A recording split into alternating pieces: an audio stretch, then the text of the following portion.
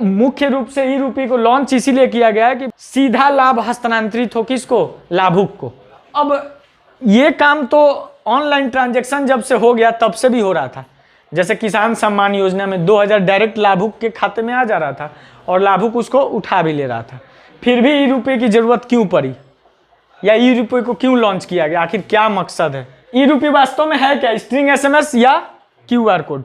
QR code से तो आप लोग वाकिफ होंगे, क्योंकि ऑनलाइन ट्रांजैक्शन में QR कोड आजकल हम लोग पहले भी फ़ोन पे, पेटीएम, अमेजन पे, ऐसे बहुत सारे जो ऑनलाइन प्लेटफॉर्म है पेमेंट के, उसके द्वारा हम लोग QR कोड को क्या करते हैं, स्कैन करके पैसा भेजते हैं, चाहे ले भी लेते हैं। लेकिन QR कोड के लिए क्या आवश्यकता होगी, एंड्रॉयड मोबाइल की। कैसे मोबाइल की आवश्यकता होगी, एंड्रॉयड मोबाइल की। तो इसीलिए इसका एक और विकल्प बनाया गया, किसका, ई रुपी का, स्ट्रिंग SMS। स्ट्रिंग SMS मतलब कुछ विशिष्ट तरह का SMS रहेगा वो, ठीक है, जो कि लाभुक के मोबाइल में आएगा। तो SMS आप जानते हैं कि कीपैड वाले मोबाइल में भी, यानी कि जो एंड्रॉयड नहीं भी है, सिंपल सेट जो हम लोग कहते हैं, सादा सेट, उसमें भी क्या हो सकता है, आ सकता है।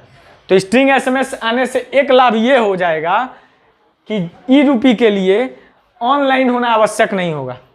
ई रुपी ऑनलाइन मोड में भी काम करेगा और ऑफलाइन मोड में भी काम करेगा। जैसे ई रुपी, सपोज करो कि कोई कोविड-19 का टीका दे रहा है, मान लो बहुत भीड़ है, चाहे बहुत लोग प्राइवेट भी लेना चाहते हैं, प्राइवेट हॉस्पिटल्स में, तो प्राइवेट हॉस्पिटल तो पैसा लेगा, तो और गवर्नमेंट चाह रही है कि कोविड-19 क्या मिले, फ्री मिले। और हो सकता है कि लोड ज़्यादा हो, कुछ मेट्रो सिटीज़ है, वो सब सिटीज़ में लोड ज़्यादा हो जाता है, तो वहाँ प्राइवेट हॉस्पिटल भी दे रही कोविशील्ड, या तो कोविशील्ड आप लेने जाते हो, आपको गवर्नमेंट क्या किया, पैसा नहीं दिया, आपको गवर्नमेंट क्या किया, ई रुपी भेजा। किसके लिए, इंजेक्शन के लिए, मतलब वो फर्स्ट डोज या सेकेंड डोज आप लेने के लिए जो जा रहे हो, उसके लिए ई रुपी भेजा, स्ट्रिंग SMS से या QR कोड से। सपोज दैट QR कोड आया, आपका एंड्रॉयड मोबाइल है, या आपका स्ट्रिंग SMS है, जो भी है, आप लेके प्राइवेट हॉस्पिटल में गए, वहाँ पास उसको दिखाएं या स्कैन किए, ठीक है, SMS भेज दिए, उसके पास आ गया, वो क्या कर दिया, इंजेक्शन दे दिया। CI एक संस्था है, NPCI, national payment corporation of India. ये NPCI जो होती है ना, इसको अम्ब्रेला कहते हैं। अम्ब्रेला इसलिए कहा जाता है इसको कि इसी के छतरी के नीचे सबको काम करना है। पूरे इंडिया में कोई भी ट्रांजैक्शन होता है तो NPCI के अंडर में ही होता है, उसकी पूरी निगरानी या ब्यौरा किसके पास होता है, NPCI के पास। फोन पे से भेजो, गूगल पे से भेजो, जैसे भी पैसा भेजते हैं वो क्या चीज़ के अंडर में होता है, NPCI, यानी पूरा वो देख रेख करता है। मान लो कि किसान के पास 2000 रुपये आए, किस लिए, खाद खरीदने के लिए, तो किसान क्या करता था, खाते से 2000 उठाकर, है ना, अब 500 रुपया का खाद खरीद लेता था, खाद भी क्योंकि खरीदना है उसको, 500 खरीद लेता था, अब 500 का अपने घर का राशन उसन खरीद लेता था, 1000 पॉकेट में रख लेता था कि बाद में खर्च होगा। 500 का खाद क्या करता था, तो गवर्नमेंट भेजी थी 2000 किस लिए, खाद के लिए, लेकिन उसने उसका गलत प्रयोग किया, है ना, तो इस पर क्या किया जा रहा है, रोक किया जा रहा है। अब क्या होगा, अगर किसान जाएगा दुकान के पास, अब बोलेगा हमको ई रुपी से 500 का खाद दो, अब बाकी खाद मत दो, तो ऐसा होगा, नहीं होगा। ई रुपी स्कैन हुआ तो पूरा 2000 का सामान आपको, मतलब जो सामान मिलना है वही सामान वो क्या करेगा, देगा, या जो भी आपको वस्तु के लिए वो मुहैया हुआ है ई रुपी, वही मिलेगा। मतलब जैसे स्कॉलरशिप किसी बच्चे को मिला 2000 किस लिए, कपड़े खरीदने के लिए, यूनिफॉर्म के लिए, ठीक है, तो बच्चा ये नहीं कर सकता कि 1000 का जाके स्कैन करा लिया, 1000 का दूसरे दुकान में चला गया, क्रिकेट वाले बैट बॉल के दुकान में, बोलेगा बैट एक खरीद दो, बैट के लिए स्कैन कर लो, तो बैट के लिए स्कैन किया जाएगा तो ई रुपी लेगा नहीं, नॉट वैलिड लिखेगा। नॉट वैलिड क्यों लिखेगा, क्योंकि उसकी निगरानी कौन कर रहा है, NPCI, national payment corporation of India.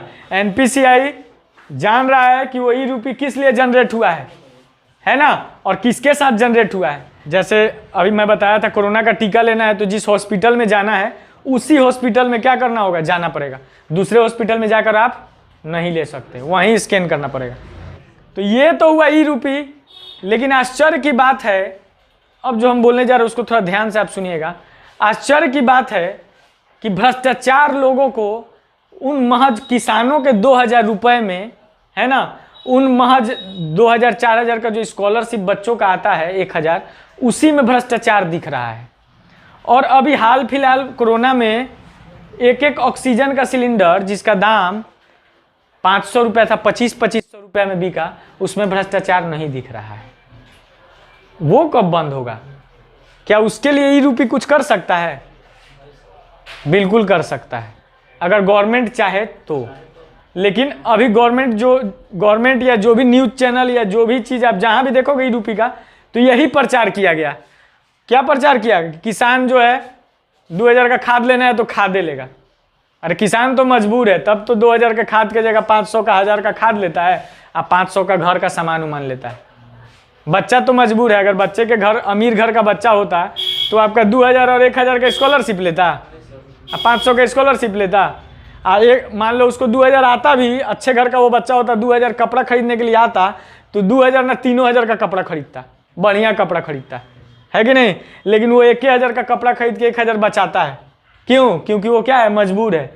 उसी से वो सोचता है कि चलो हम क्या करें, कुछ खेलने वाला सामान या कुछ खा ही लें, एक दिन आज होटल में 50 रुपये खा के देखा जाए कैसा होटल में खाना होता है। तो मजबूर है। उस भ्रष्टाचार को गवर्नमेंट या लोग प्रचार कर रहे हैं खत्म करने के लिए। ई रूपी का ये वास्तविक रूप होना नहीं चाहिए। ये तो ठीक है कि इस पर अंकुश लगाया जा रहा है, कोई बात नहीं। जिस काम के लिए गवर्नमेंट पैसा देती है वही काम लोग करें, अच्छी बात है, ठीक है। लेकिन भ्रष्टाचार रोकना, इससे क्या भ्रष्टाचार समाप्त हो जाएगा? ये तो ऐसा हुआ कि कुछ ही लोगों पर ये अंकुश लगा रहा है, कुछ ही लोगों के भ्रष्टाचार पे अंकुश लगा रहा है ना। अब कुछ लोग कह रहा है गवर्नमेंट एम्प्लॉई लोग पे भी लगा रहा है। किन गवर्नमेंट एम्प्लॉई लोग पे लगा रहा है? IAS IPS पे लगा रहा है, मुख्यमंत्री लोग पे लगा रहा है, प्रधानमंत्री पे लगा रहा है। कोई बड़ा वाला पे लगाओ तब ना। वो किस पे लगाएगा? ग्रुप डी वाले पे लगाएगा, ग्रुप सी वाले पे लगाएगा। ग्रुप डी और ग्रुप सी वाला क्या करता है? कोई रसीद काटना है, कोई कुछ काटना है तो 100-200 ले लेता है, उस पर अंकुश लगा देगा। ठीक है, अच्छी बात है, अंकुश लगा रहा। भ्रष्टाचार गलत है, लेकिन क्या यही ई रूपी का प्रयोग हम बड़े पैमाने पे कर सकते हैं? तो बिल्कुल कर सकते हैं, अगर गवर्नमेंट चाहे तो। बार बार हम यही शब्द कह रहे हैं, अगर गवर्नमेंट चाहे तो, क्योंकि ये सब कुछ गवर्नमेंट के ही हाथ में। सपोज दैट अभी तो कोरोना का टीका जो है गवर्नमेंट दे रही है निःशुल्क, इसलिए आपको मिल जा रहा है बहुत आसानी से। उस पर गवर्नमेंट बहुत अच्छा काम कर रहा है, पूरी तरह से उस पर लगा हुआ है गवर्नमेंट का डिपार्टमेंट, इसीलिए आप लोग को आसानी से मिल जा रहा है। नहीं तो अगर वो ब्लैक में होता ना तो 5-5 हज़ार भी लग जाता, एक कोरोना टीका लग जाता कि नहीं। बहुत सिंपल सी बात है। तो अगर वैसा सिचुएशन हो जाए, मैं एक कोरोना टीका का एग्जाम्पल कर रहा हूँ, तो अभी जैसा हम आपको बताएं कि टीका का हमको ई रूपी आ गया, हम गए प्राइवेट हॉस्पिटल में, जो हॉस्पिटल का आया है वहाँ स्कैन कराएं और क्या किए, दिखा दिए। समझने वाला बात है ना। हम लोग पहले ही क्या होता है, जो प्रचार होता है ना, उसको अपने माथे पे रख लेते हैं, हम ही लोग के लिए बना है। अच्छा, ये जो 2000-1000 का रोक होगा, ये किस पे होगा? हम लोग पे होगा, मध्यम परिवार जो है ना, उसी पर होगा। तो क्या ई रूपी से भ्रष्टाचार खत्म हो जाएगा? 1000-2000 रोकने से खत्म हो जाएगा? यहाँ करोड़ों चंपत कर जा रहा है, उसको पकड़ो ना भाई। अरबों जो चंपत कर जा रहा है उसको पकड़ो ना, उसके लिए खत्म करो ना। है जी, तो हमें यही बोले थे, अगर सरकार चाहे तो उसके लिए दृढ़ इच्छा शक्ति चाहिए। हम आपको क्या बोले, अभी शुरू में ही हम बोले कि ई रूपी को लागू करना इतना आसान नहीं है, लेकिन लागू हो जाए तो क्रांति मचा सकता है ये। तो लागू कैसे होने देगा भाई? जिसको घाटा होगा वो लागू होने देगा। हम पहले ही बोले थे, विज्ञान का कुछ भी आता है सामने तो कुछ घाटा होता है, कुछ फायदा होता है। तो अभी जिस रूप में ई रूपी को दिखाया जा रहा है, उसमें घाटा किसको होगा? आम लोगों को, हाशिए वर्ग को। लेकिन ई रूपी को अगर उस रूप में ले जाया जाए जिस रूप में उसको होना चाहिए, तब पता चलेगा ई रूपी का पावर क्या है।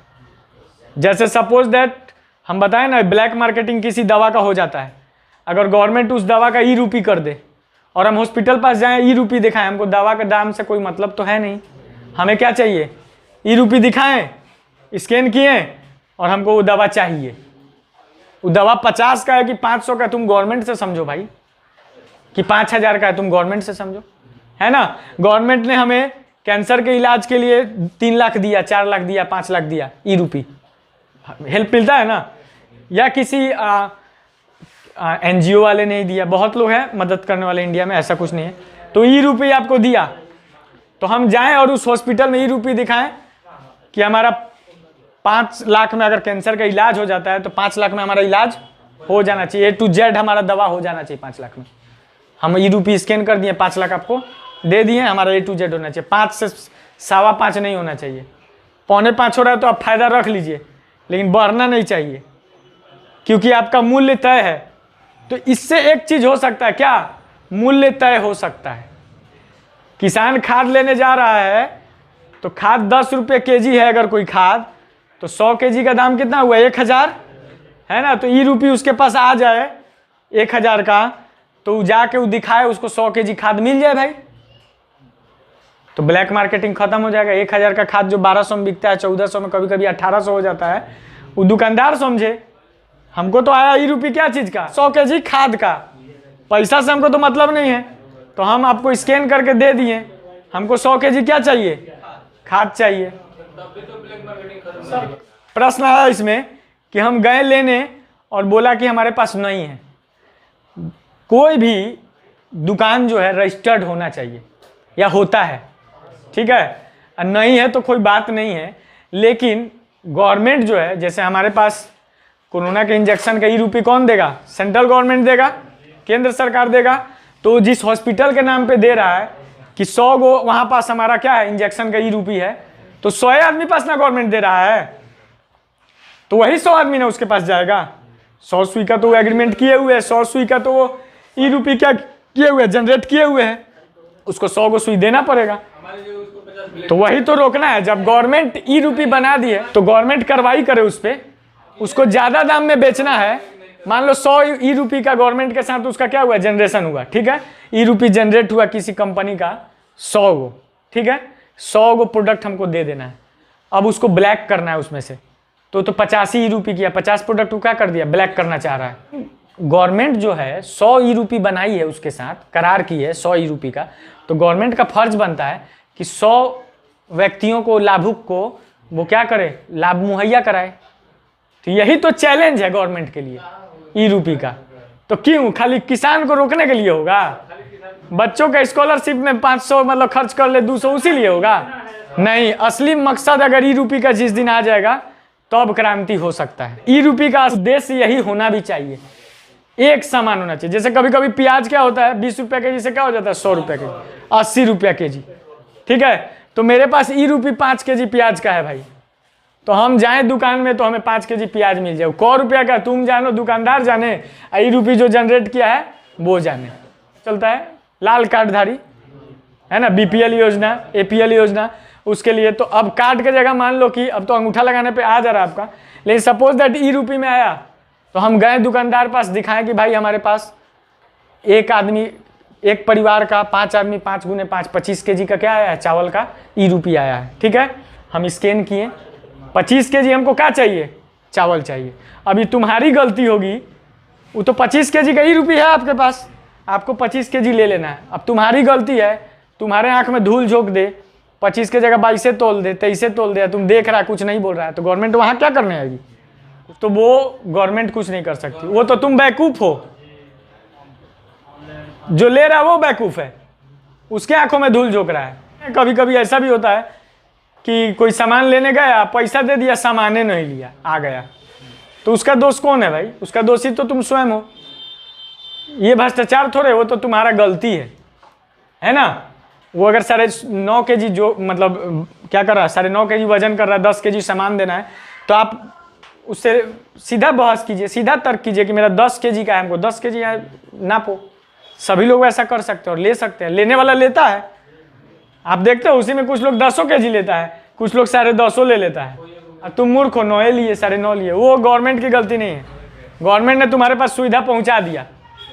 लेकिन हम जो कह रहे थे, अगर E का इस्तेमाल कीमत तय करने में होने लगे तो बहुत ही बेनिफिशियल हो सकता है। किसी भी चीज का कीमत तय कर दे गवर्नमेंट, क्योंकि गवर्नमेंट को क्या देना है, लाभुक को E देना है, तो लाभुक को तो E देना है। अब लाभुक जाएगा किसके पास, कंपनी के पास, कोई सामान खरीदने, ठीक है, तो कंपनी के पास जाएगा, तो गवर्नमेंट को किससे एग्रीमेंट करना है, कंपनी से, कि आपका सामान एक प्रोडक्ट का दाम 1000 है, तो हम आपको 50,000 देते हैं, 50 E का, 50 E उसके साथ क्या हुआ, जनरेट हो गया, ठीक है। तो उस तरह से दाम क्या हो गया, एक फिक्स हो गया। अब वो जो कंपनी है चाह के भी 50 सामान को 1000 से ज़्यादा में नहीं, उसको तो 85,000 मिलेगा, तो यहाँ पास कीमत क्या हो गई, तय हो गई। लेकिन इसको कौन रोकना चाहेगा? कालाबाजारी सब रोकना चाहेगा। जो ब्लैक मार्केटिंग करते हैं वो करने देगा? नहीं करने देंगे। क्यों? क्योंकि प्रोडक्ट का मूल्य कौन तय करने लगेगा? फिर गवर्नमेंट। गवर्नमेंट तय करने लगेगा तो जो हम लोग ये कालाबाजारी करके ब्लैक मार्केटिंग करके जो लोग फायदा लेते हैं उन लोग के लिए तो दिक्कत हो जाएगा। तो वो ठीक कह रहा था एक बच्चा कि सरकारें गिरने लगेगा। जी, सरकार को दिक्कत होने लगेगा, गवर्नमेंट को दिक्कत है। जी, जिसको इसको उससे टैक्स आता है, मैंने फायदा आता है, वो सब क्या करने लगेंगे? विरोध करने लगेंगे।